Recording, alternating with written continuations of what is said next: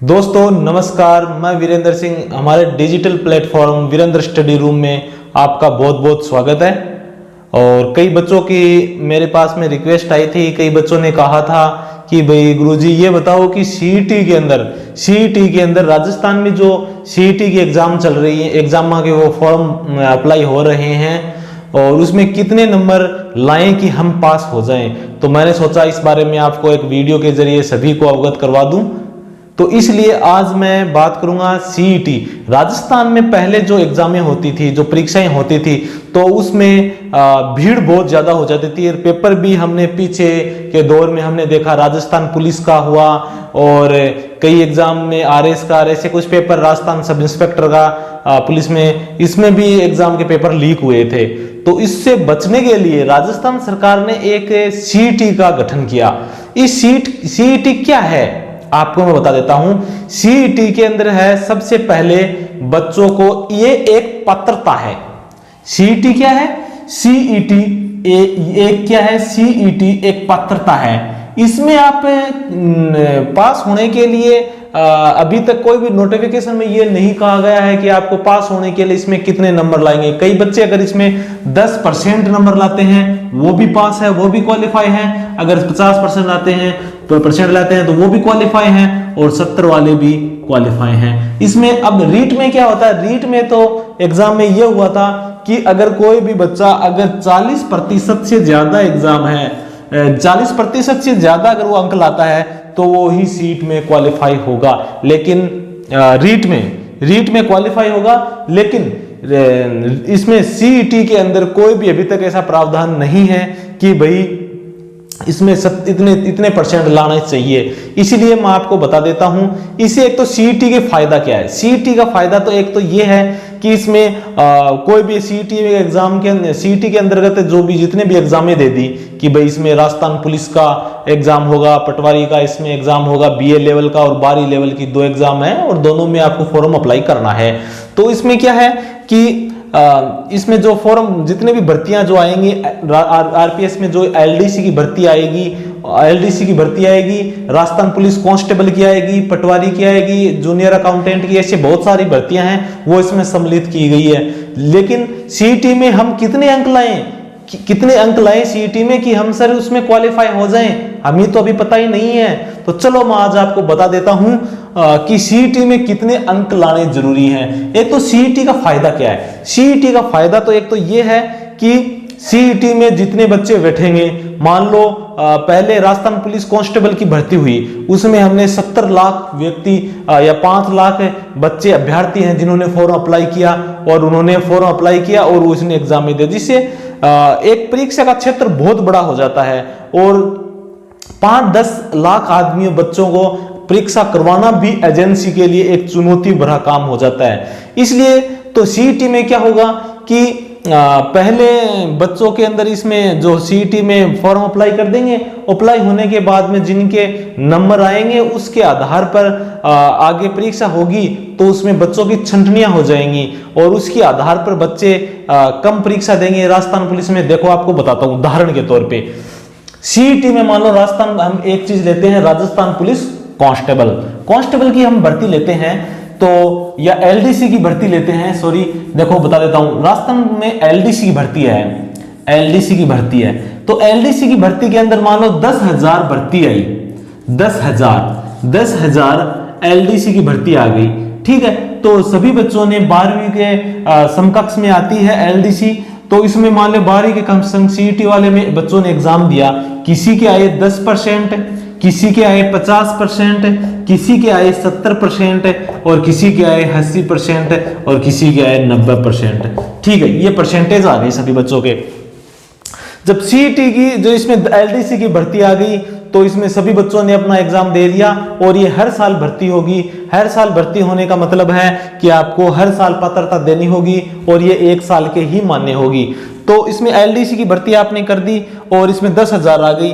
तो जब ये नोटिफिकेशन आएगा, अभी तो इसमें कोई प्रावधान नहीं है, जब ये एलडीसी का नोटिफिकेशन आएगा तब इसमें यह प्रावधान होगा कि भाई 60% वाले बच्चे ही फॉर्म इसमें अप्लाई कर सकेंगे।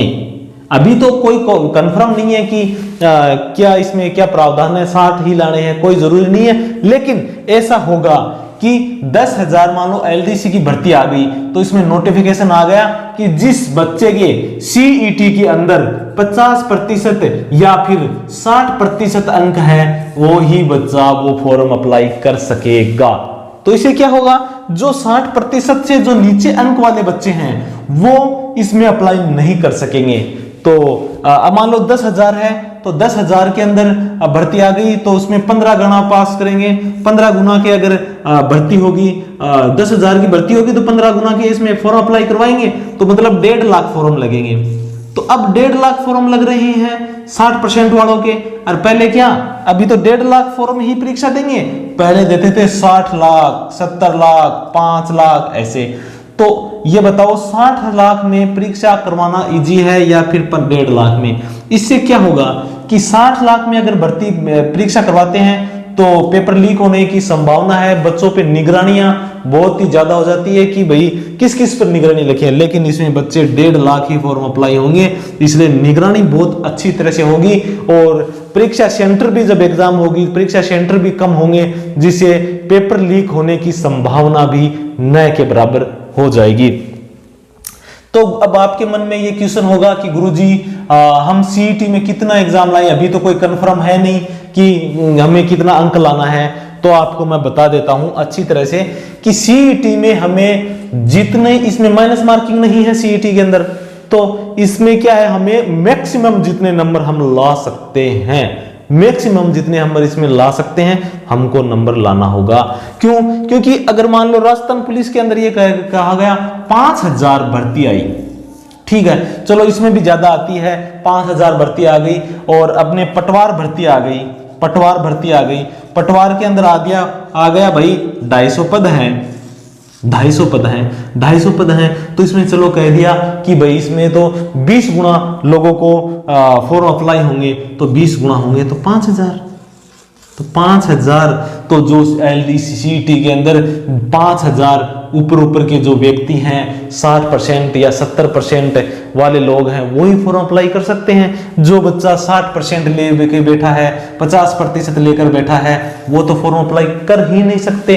इसलिए सीईटी का तो फिर कोई महत्व ही नहीं रहा। इसलिए हमको मिनिमम कितने, अगर हम पिछली प्रतियोगिता परीक्षाएं देखें और पिछली एग्जाम्स देखे हैं तो इसके आधार पर हम काउंट कर सकते हैं, एक अंदाज लगा सकते हैं कि हमें मैक्सिमम, कम से कम मिनिमम अंक लाने हैं 75%। अगर बच्चों के 75% अंक हैं, 75% अंक लाए हैं, तो वो उम्मीद कर सकता है कि आने वाली जितने भी भर्तियां हैं सीईटी के अंदर उसका फॉर्म अप्लाई करने का उसको मौका दिया जाएगा। तो कई बच्चे हैं जो अब कहते हैं गुरुजी रीट में तो 40% ही है। हाँ भाई, इसमें 40% है, तो रीट सीईटी में अभी कोई कंफर्म नहीं हुआ कि कितने परसेंट वाला पास किया जाएगा। तो ऐसे तो 10% वाला भी पास ही है, लेकिन इनको बुलाया ही नहीं जाएगा। जब इसका नोटिफिकेशन आएगा एलडीसी का, पटवारी का, तो उसमें ऐसे कहा जाएगा कि 75% अंक वाले फॉर्म अप्लाई करें। तो मेरे तो आया भाई गुरुजी 74% है, मैं तो कर ही कौन सकूं। इसीलिए हमको बहुत ही मेहनत करके और बहुत ही तैयारी करके इसके ज्यादा मैक्सिमम जितने नंबर हम ला सकते हैं उतने लाने का प्रयास करेंगे। हाँ, ये एक देखने बात है कि इसमें हमारी जल्दी सीईटी की एग्जाम होएगी और होने के बाद में, लेकिन इसका सिलेबस बहुत बड़ा है, सिलेबस इसमें बहुत ज्यादा दे दिया है कि अगर बच्चा अगर दिन में बहुत ही लगातार 10 घंटा पढ़ाई करे तब जाकर वो कवर हो। इसलिए हमें ज्यादा से ज्यादा मेहनत करनी है, ज्यादा से ज्यादा। कई बच्चों की अब मैं देखो कमियां बताता हूं कि कई बच्चे क्या करते हैं। अब इसमें सिलेबस दे दिया सीईटी का, कई बच्चे तैयारी करते हैं तो वो क्या है कि सबसे ज्यादा कमी रहती है बच्चे की, वो सभी सब्जेक्ट को समकक्ष बराबर लेकर नहीं चलता है कि आज हिंदी पढ़ ली तो अंग्रेजी नहीं पढ़ी, इंग्लिश पढ़ ली तो मैथ नहीं पढ़ी, मैथ पढ़ ली तो रीजनिंग नहीं पढ़ी, राजस्थान जीके भूल गया और करंट भूल गया। तो इसलिए ऐसा नहीं है। अगर आपको पूरा परिपक्व करना है और पूरी गवर्नमेंट जॉब आपको पानी है तो इसीलिए आपको मेहनत करनी पड़ेगी। 6 महीने की आप तैयारी कर लिए कंठस्थ और 60 साल तक फिर सरकार के अंदर सेवा दीजिए और उम्र भर आपकी लाइफ सेट हो जाएगी। इसलिए आपको क्या करना है, ये पहली बार एग्जाम हो रही है, पहली बार एग्जाम हो रही है, तो इसलिए क्या है कि बच्चों की इसमें तैयारियां भी बहुत ही कम हैं। और जो बच्चे तैयारी कर रखे हैं, तो कोई राजस्थान जीके में होशियार है, तो किसी का इंडिया जीके तैयार है, तो किसी की मैथ तैयार नहीं है, तो किसी की अंग्रेजी तैयार नहीं है। तो अपने को किसी से कम नहीं आंकना है कि गुरुजी मेरा तो एक सब्जेक्ट तैयारी नहीं है, वो नहीं है। तो आप आज ही अपना टाइम टेबल बना लीजिए, और टाइम टेबल के बगैर ये कंफर्म नहीं होगा, आपके पूरे सब्जेक्ट हैं वो पूरे एक साथ नहीं चलेंगे। इसलिए टाइम टेबल बना लीजिए, हर सब्जेक्ट को आपको टाइम देना है, हर सब्जेक्ट को देना है। इसीलिए हमें एक तो हमारा टारगेट लेके चलना है सीईटी में कि हमें 75% से ज्यादा हर सूरत में लाने हैं। अगर आप 75% से तो कम लाएंगे तो आपकी परीक्षाओं में आगामी जो भर्ती है उसमें फॉर्म अप्लाई होने की बहुत ही कम संभावना हो जाएंगी। ऐसा नहीं है कि वो नहीं होंगे, लेकिन आपकी संभावनाएं जो प्रतियोगिता जो कंपटीशन का दौर हम देख रहे हैं उसके आधार पर कम हो सकती है।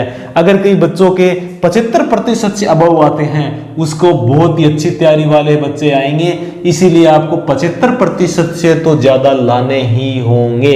इसीलिए राजस्थान सीईटी 2000 में कितने अंक लाने होंगे, मैक्सिमम तो आप कितने भी जो मैक्सिमम है वो ला सकते हैं, लेकिन आपको अगर तैयारी करनी है तो 75% से तो अबव आपको नंबर लाना ही होगा।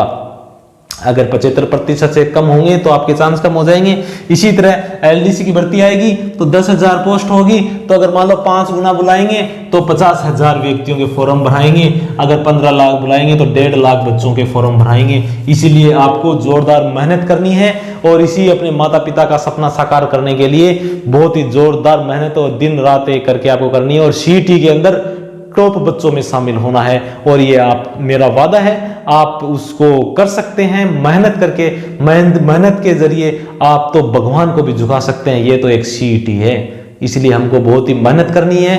और हम जल्द ही हमारे डिजिटल प्लेटफॉर्म है वीरेंद्र स्टडी रूम, इसमें हम सभी प्रकार के सीईटी और एलडीसी वगैरह सभी के बारे में हम महत्वपूर्ण जानकारियां भी देते हैं, और इसके बारे में आपको तैयारी कैसे करनी है और किस प्रकार सिलेबस को कवर करना है, और इससे संबंधित जितने भी हैं सभी वीडियो हमारे इस डिजिटल प्लेटफॉर्म पर आपको उपलब्ध हो जाएंगे।